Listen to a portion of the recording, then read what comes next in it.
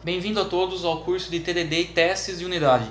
Essa é a aula 3 e hoje nós vamos ver como que o padrão Builder pode nos auxiliar em nossas classes de teste. Então, estamos aqui e vamos testar uma classe chamada Escola. Então, a classe Escola vai ser o nosso SUT, System Under Test. Essa classe ela possui alguns atributos: nome, município, CNPJ, diretor e INEP.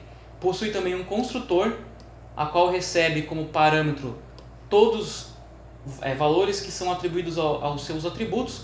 Então, nome, município, CNPJ, diretor e INEP, e cada um desses valores são atribuídos aos atributos dessa classe escola. INEP é um órgão, Instituto Nacional de Estudos e Pesquisa, a qual as escolas são cadastradas.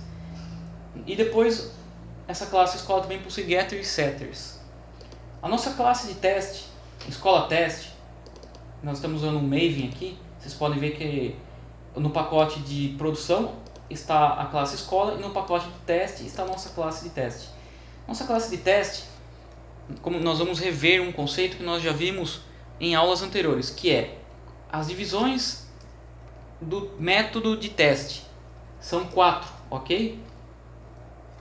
Então, essas 4 fases ou 4 etapas são o arrange, o action, o verify e também o teardown. Porém, o teardown nós não vamos utilizar por enquanto nesse exemplo aqui. O teardown seria com o uso dessa notação do JUnit, tá? Todo o método que é anotado com essa anotação, a anotação after, o método que é anotado com after vai ser executado toda vez que um método de teste é executado, ok? Esse é o teardown. Nós já vimos e vamos rever esse conceito muitas vezes mais à frente. Mas por enquanto, o nosso método, nós vamos ver essas 3 fases, que é o arrange, o action e o verify. Mas não esqueçam que tem a 4ª fase, que é o teardown.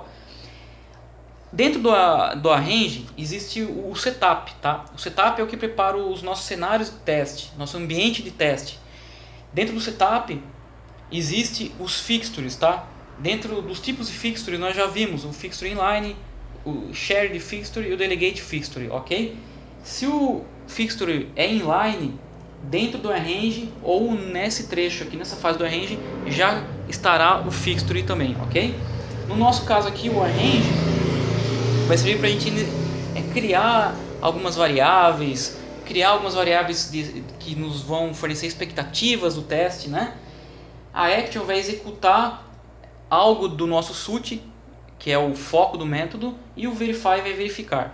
No caso, uma outra boa prática que nós também já vimos, que é sempre começar o teste, o método de teste pelo assert, tá? Então essa classe aqui do JUnit assert, certo? Com seus métodos estáticos, e nós vamos iniciar por ela. Por quê? Quando nós iniciamos um método de teste pelo seu assert, nós conseguimos ter uma visão maior, uma compreensão maior do que nós queremos testar.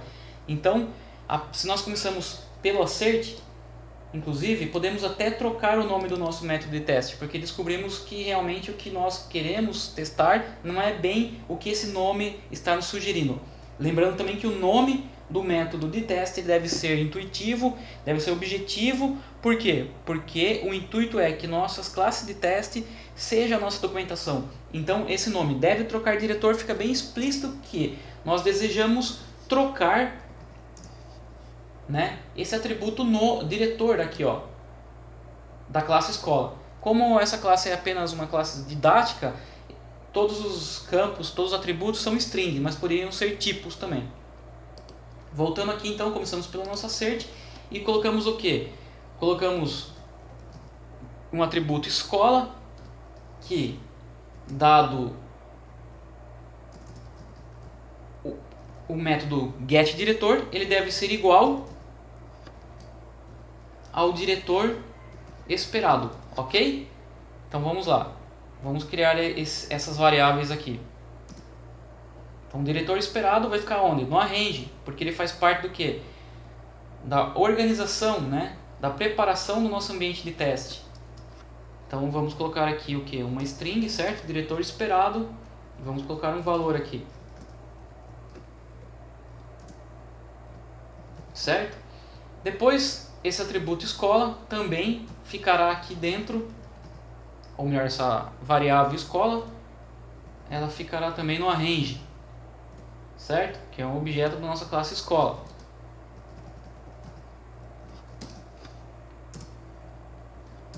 Agora vejam bem, vamos antes também já definir aqui nosso action. O que seria nosso action ou nosso exercise? Seria o ato do que? Da escola trocar de diretor, ok? Então, vejam bem. Aqui nós temos as três fases do nosso método de teste: o arrange, o action e o verify. Tá? Como nós falamos, o teardown nós não vamos ver nesse exemplo aqui. Porém, reparem que a classe escola tem um construtor que recebe todos os parâmetros, né? Que é o nome, município, CNPJ, diretor e NEP. E vamos dizer que esses atributos estão no construtor porque são obrigatórios. Então não pode existir uma escola sem nome, município, CNPJ, diretor e INEP. Agora vem como que o padrão Builder pode nos ajudar, tá? Por quê? Se nós tivermos que inicializar cada uma dessas variáveis aqui no nosso arrange ou passar elas diretamente aqui no construtor, né? Seja assim, ou seja criando uma variável, vai ser verboso, custoso, certo? Mas se for fazer parte do nosso arrange, desse fixture, desse nosso cenário aqui, teríamos que fazer, não temos como fugir. Então, aí que entra o padrão Builder. O padrão Builder vai nos ajudar na construção desses objetos, ok? Então, veja bem, um padrão, a grande sacada da utilização dos padrões é o que? É nós conseguimos olhar um código e saber que em dada situação nós podemos utilizar um determinado padrão. Então, os padrões, eles existem uma razão de existirem. Por exemplo, o padrão Builder, uma das razões dele existir é para auxiliar na construção de objetos complexos que possuem, no caso aqui, né, como no caso aqui, muitos parâmetros. Então isso fica verboso, fica difícil de se criar uma classe escola, né, dada a quantidade de atributos, de parâmetros que ela necessita para sua construção. Então vamos ao padrão Builder. Lembrando também que existem várias maneiras de se implementar o padrão Builder, que nós vamos ver no curso de Design Patterns. Aqui nós vamos ver uma maneira específica, ok? Então, colocamos aqui Escola Builder, vamos criar essa classe, certo? Lá no nosso pacote de produção. Então lá, Escola Builder, ok? Aqui ela veio com Extend Escola, não necessitamos. E vamos lá. Agora, primeiro ponto, ela deve possuir, esse builder, um atributo do tipo escola, ok? Ela também vai possuir o que? Ela também vai possuir um construtor público, certo? E esse construtor público, o que esse construtor público vai fazer? Ele vai, primeiramente, criar efetivamente a instanciar um objeto do tipo escola, ok? E esses parâmetros que o construtor necessita, nós vamos fornecer também como atributos dentro do nosso builder, ok? Então olha lá, vamos criar fields de cada um desses tipos aqui, tipos 1, para cada um desses parâmetros. Então, olha só, agora nós temos no builder o atributo escola, né, do tipo escola, e os atributos nome, município, CNPJ, diretor e NEP do tipo string. E aqui nós vamos fazer o seguinte, vamos colocar nome igual ao nome padrão, certo? Então, o nome da escola, escola X. Também vamos dar um valor padrão para município, município, certo? Município aqui de Itu. Também vamos colocar um CNPJ, no caso, por questão de didática, um valor qualquer aqui, sem validação ainda. Vamos colocar também um diretor padrão, ok? Que é o João.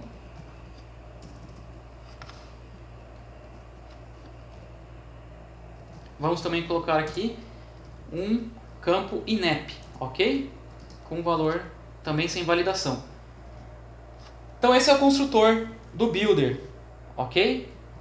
Agora vamos voltar para a nossa classe de teste, certo? Vamos voltar ao construtor aqui. Colocamos aqui então agora vamos criar um método chamado o quê?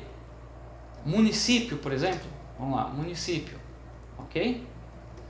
Onde ele recebe, esse método recebe um valor string com município. Vamos colocar aqui São Paulo, certo? Vamos criar esse método. Vamos ver como que ele vai ficar no nosso builder. Primeiro, ele deve retornar, esse é o padrão builder, ok? Ele deve retornar a própria instância do builder, ou seja, ele mesmo. Ele retorna um dis, tá? E ele faz o que aqui? Ele pega a nossa instância de escola, que nós instanciamos aqui no construtor, e sobrescrevemos o valor padrão, certo? Que nós colocamos lá no construtor. Que seria aqui, no caso, município. Ok? Então, olha só. No construtor do builder, nós colocamos todos os valores padrões necessários e instanciamos o atributo escola. E no método município, nós retornamos dis, que retornamos o próprio builder, e sobrescrevemos, através do método set, o valor município do atributo escola. Ok? Então vamos voltar aqui na escola teste. Esse método aqui já existe, certo? E assim podemos colocar também diretor. Vamos colocar aqui o diretor Maria, ok? Vamos criar esse método aqui. E ele vai ser semelhante ao método município, ok? Retorna um tipo builder, que no caso é o próprio builder, que é como diz, e o atributo escola, nós sobrescrevemos diretor, ok? Com o valor passado para o método. Então, vamos voltar aqui para a nossa classe de teste e reparem que o builder, ele poderia ter aqui todos os outros métodos dos atributos, mas para encurtar, né, ele poderia ter aqui, além do diretor, além do município, também INEP e o CNPJ, certo? E olha só, existe um conceito que o Eric Evans e Martin Fowler cunharam, que é o de interfaces fluentes. Interfaces fluentes é quando se usa uma DSL, um Domain Specific Language, ou seja, uma linguagem de domínio específica para se criar objetos. Então, escola é um domínio. E município, certo? Poderia ter, por exemplo, aqui, ó, município válido, diretor autorizado, vários termos que fazem parte de uma linguagem específica do domínio da escola e que ela é representada através de métodos, certo? Atributos, etc. Então a interface fluente, ela cruza com o padrão builder em algum momento, ok? Isso nós vamos ver no curso de Design Patterns também, a parte de interfaces fluentes. Porém aqui no nosso builder, o que nós podemos dizer é o seguinte: por que usar um builder não uma interface fluente, conceitualmente? Porque uma interface fluente, ele poderia acontecer o seguinte: como todos os atributos são obrigatórios, a pessoa esquecer de colocar aqui, por exemplo, né, o outro método que nós iríamos criar, que é o INEP, certo? Então, com o builder, isso não acontece, ok? O builder ele também tem mais um método aqui, build, tá? Que efetivamente vai fazer o quê? Ele vai retornar o atributo escola do builder, já com os seus valores ou default ou que for o sobrescrito. Essa é a vantagem do builder para testes, ok? Por quê? Veja bem, nesse nosso teste que deve trocar o diretor, ele não necessita, esse cenário de teste não necessita que nós coloquemos município, que nós coloquemos o INEP, CNPJ, ele só necessita que nós coloquemos ou que nós atribuamos o valor diretor para aquele objeto, correto?